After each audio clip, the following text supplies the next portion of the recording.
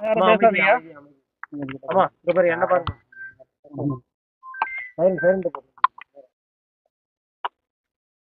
அப்படி சொல்லுங்க மாமா.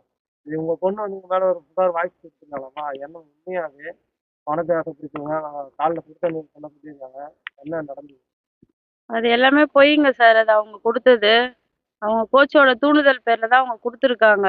ஏன்னு கேட்டாக்கா, அவங்க கோச் வந்து கார்த்திகா கிட்டேயும் அந்த மாதிரி சில தப்பான வார்த்தைங்கள்லாம் பேசி மெசேஜ் அனுப்பி, என்னோட சின்ன பொண்ணு காவியா இருக்காங்க, அவங்க கிட்டேயும் ஃபோனில் பேசி அவங்களோட பிரெயின் வாஷ் பண்ணி, நீ இந்த மாதிரி ஒரு பெரிய இடத்துக்கு போகணுன்னாக்கா இந்த மாதிரி உங்களோட பெற்றவங்களாம் வந்து உங்களோட தடையாக தான் நிற்பாங்களே தவிர அவங்களால வந்து முன்னேற்றிலாம் விட முடியாது, என்னால் மட்டும்தான் வர வர வைக்க முடியும் அப்படின்ற மாதிரி சில வார்த்தைங்கள்லாம் சொல்லி அவர் பேசியிருக்காரு. அந்த ஆடியோலாம் என்கிட்ட இருக்கு.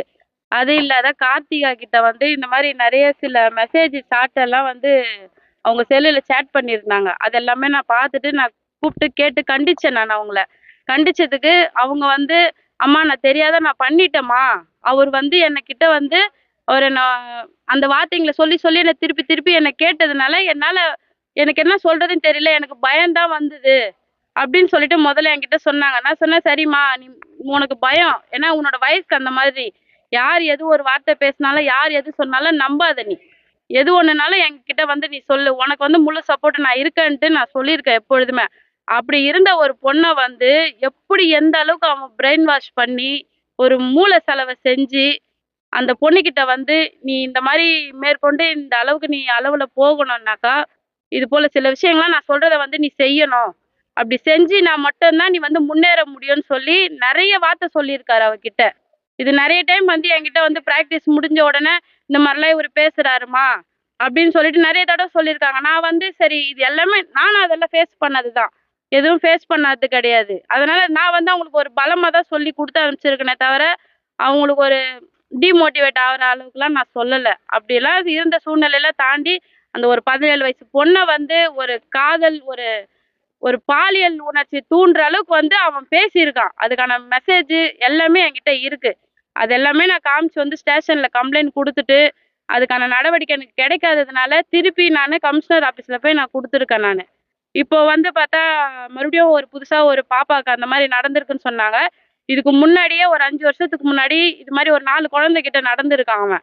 அதோட தகவல் வந்து எனக்கு முழுக்க தெரியாது. தெரிஞ்சிருந்தா நான் கார்த்திகாவையும் அனுப்பியிருக்க மாட்டேன், மற்ற குழந்தைங்களையும் சேர அனுப்பி விட்டுருக்க மாட்டேன். நான் இது சம்மந்தமா ஒரு பேரண்ட்ஸ் கிட்டேயும் நான் போய் கேட்டு நான் சொன்னேன். இது போல் நீங்கள் சொல்லியிருந்தீங்கன்னா நானும் பாதுகாப்பாக இருந்திருப்பேன், மற்ற குழந்தைங்களையும் இவங்க கிட்டேருந்து பாதுகாப்பாக இருக்க நான் வச்சுருப்பேன். நான் எல்லாருமே இது மாதிரி பண்ணிட்டீங்களேன்னு கேட்கும்பொழுது அவங்களும் முழுக்க நம்பலை. அதுக்கப்புறம் மறுபடியும் இந்த மாதிரி இந்த மெசேஜ் ஆடியோ எல்லாத்தையும் அவங்ககிட்ட காமிச்சதுக்கு அப்புறம் தான் அவங்கள நம்பிட்டு இப்போ என் கூட வந்து அவங்களும் எல்லாமே இப்போ துணையா இருக்காங்க என் கூட. சின்ன பசங்க ஃபுல்லாவே 12 டேஸ் கூட தான் இருப்பாங்க. எல்லாமே அவங்க ரொம்ப ஃபேவரா சப்போர்ட் பண்றாங்க. நல்ல விஷயம் பண்றாங்க. அவங்க எல்லாம் போய் செய்தி போட்டாங்க அப்படின்னு. அது எப்படிமா அவருக்கு கேரக்டர் எப்படி இருக்கு? இது பொய் செய்திலாம் ஒன்றும் இல்லைங்க சார். அவனே ஒரு ஃபேஸ்புக் ஐடி கிரியேட் பண்ணி இவனுக்கு ஒரு 4 பேர் சப்போர்ட் பண்ணுறானுங்க. அவனுங்க சப்போர்ட் பண்ணுறவனுங்க மூலயமா அவனுங்களுக்குள்ள மட்டும் தான் இது கமெண்ட் வருதே தவிர மற்றபடி பப்ளிக்குலாம் எல்லாமே எல்லா தகவலும் தெரியும், உண்மை எது பொய் எதுன்னு சொல்லிட்டு. இதை வந்து நாங்கள் சொல்லியோ கார்த்திகா சொல்லியோ யாருக்கும் தெரிய போகிறது கிடையாது. அதனால அவங்க பொய்யான தகவல் தான் சார் அது. உங்க ஜெயிச்ச டைம்ல பணம் வந்து அரசாங்கத்துல கொடுத்தாங்க. அப்புறம் வந்து அந்த பணம் எல்லாம் கைக்கு சேர்ந்துச்சா? ₹1 கூட வரல சார் அவங்க அக்கௌண்ட்ல. எல்லா பணமும் அவரோட கோச்சோட தகவல் தான் போயிருக்கு. பேங்க் ஸ்டேட்மெண்ட் எல்லாமே அவங்களோட ஸ்கூலில் கேட்டாங்கன்னு சொல்லிட்டு நாங்கள் ஓப்பன் பண்ணோம் ஒரு அக்கௌண்ட்டு. அவங்க பேங்க்லேருந்து எங்களுக்கு வரும்னு சொன்னாங்க. ஆனால் அது எங்களுக்கு ரிப்ளை எதுவுமே வராததுனால நாங்கள் அதை விட்டுட்டோம். 2வது இவங்க ஜெயிச்சு வந்ததுக்கப்புறம் அவங்க பேங்க்லேருந்தே வந்து கார்த்திகாவை வந்து சந்திச்சாங்க. வந்துட்டு அவங்க வர டைமில் என்னை வெளியே அனுப்பிட்டாங்க. இந்த மாதிரி ஒரு ஒரு முக்கிய பிரபலம் வரும்பொழுது என்னை வந்து எங்கள் வீட்டில் சம்மந்தப்பட்ட ஆள் யாருமே இல்லாத அளவுக்கு எங்களை வெளியே தள்ளி விட்டுட்டார் அவர். நல்லா திட்டம் போட்டு பண்ணிட்டாரு அந்த வேலையை. அதனால கார்த்திகாக்கு வந்து கவர்மெண்ட் சம்பந்தமான பொருளோ எந்த ஒரு அதிகாரி ஒரு பேசினா கூட எங்ககிட்ட டைரக்டா வராது. ஒரு 3ஓ 4வது மனுஷாலோ இல்ல போன் மூலயமா பார்த்து அப்படிதான் நான் தகவல் தெரிஞ்சு நான் கேட்டுப்பேன். எந்த ஒரு விஷயமா இருந்தாலும் எல்லா இடமும் எங்களுக்கு தெரியாததா கூட்டிட்டு போனாரு. நல்லா திட்டம் போட்டு பண்ணிட்டாரு அவரு. உங்க பொண்ணு சின்ன பொண்ணு தான், 12 டேஸ் கூட ஆகல. அவங்க கிட்ட ஏன்னா தவறா பேசியிருந்தாரு அவரு? தவறா பேசியிருக்காரு சார் அவரு. அதுக்கான மெசேஜ் சேட்டில் இருந்தா நான் எடுத்து வச்சிருக்கேன். நான் அதோட அடிப்படையில் நான் கம்ப்ளைண்ட் கொடுத்துருக்கேன். அவங்க இந்த கேஸ் கூட சேர்த்து நான் நடவடிக்கை எடுக்கிறேமான்னு சொல்லியிருக்காங்க. எனக்கு போலீஸ் சைட்லேருந்து ஒத்துழைப்பு கொடுக்குறாங்க சார் அவங்க. ஓகே.